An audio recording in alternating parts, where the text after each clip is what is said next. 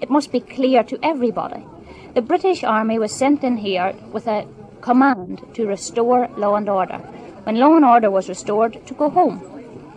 Now, as soon as they get the barricades down, that is a definite sign, as far as the army would be concerned, that law and order was being restored.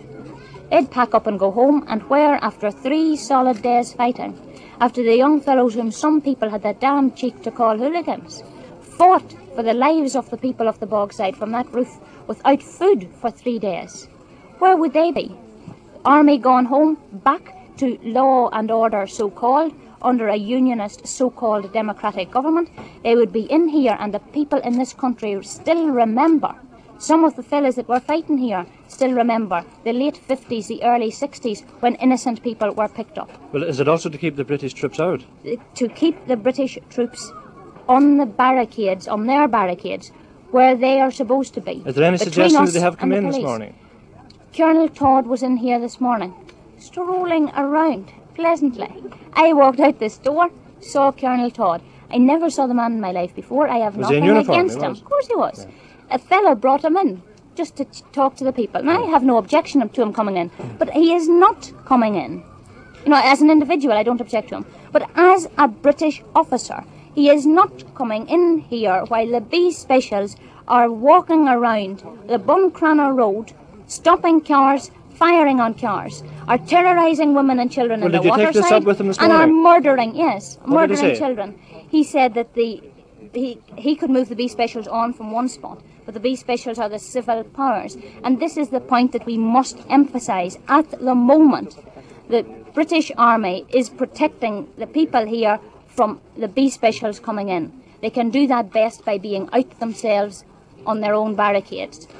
Well, to the people of the Bogside, to rebuild the barriers and man them again doesn't necessarily mean a renewal of violence.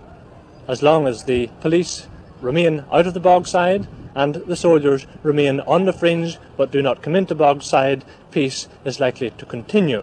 Nevertheless, the people of Bogside have made a number of demands. Among these is that the B Special patrols be with the B Special force generally should be suspended. They have also asked that all those who fought in Bogside during the recent trouble should benefit from an amnesty. If those are not given, and until they are given, they say they are still at war with Stormont. This is how Miss Devlin called on the people to go back to the barriers. We are in here. The police, the B Specials are right out, and the army are between the two of us. And that is the way we want it, and that is the way we will keep it. Therefore, what we want to do now is show that the people, British Army cannot just walk around here because there's nobody on the barricades. Now, I want men here, the men standing around here, to divide themselves up and to make sure there are about 10 men on each of the barricades. Then, when you're at the barricades, you're all people from this area. Pick some one man that you all know. Now, don't pick a fella that you don't know, or you don't know who he is. Pick a man that you all know has lived here all his life, that you know has been in this area and you know you can trust. And tell him he's the chief man for a certain period of time, and organise yourselves to watch people coming in and out. Now, all through the fighting, the women in this area did a great deal of work. Some of them made petrol bombs, some of them made tea, some of them made sandwiches, some of them carried stones. The kids did a great deal of work.